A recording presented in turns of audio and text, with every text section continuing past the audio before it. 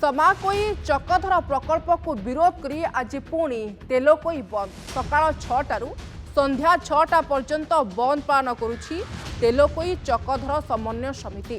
तेलकोई बजार समेत समस्त सरकारी बेसरकारी कार्यालय बंद रही।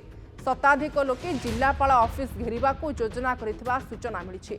अभियोग अनुसार समाकोई ब्यारेज प्रकल्प कार्यकारी करबा पई सरकार पदक्षेप नैछन्ति।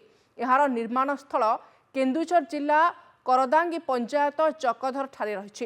यह प्रकल्प कार्यकारी हेले तेलकोई ब्लॉक रो बहु गाँ जलमग्न हेबा आशंका रही।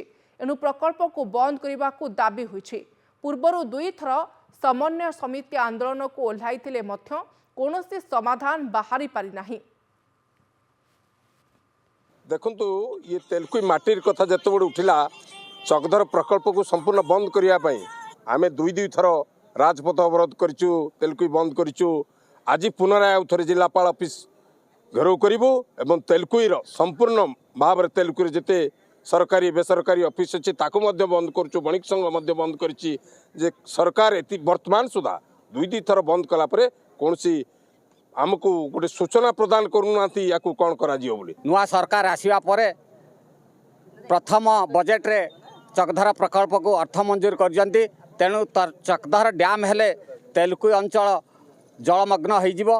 तेणु आम अंचल रे इंचे पानी माड़ब ना कहीं तेलकोई अंचल को बुड़े दिज्व से प्रतिवाद रे आमे तेलकोई रे 2 थर हूँ विराट बड़ जनसमावेश करी आंदोलन करूँ। सरकार को दाबीपत्र देइथिलु हेले ए आंदोलन तीव्रतर हब।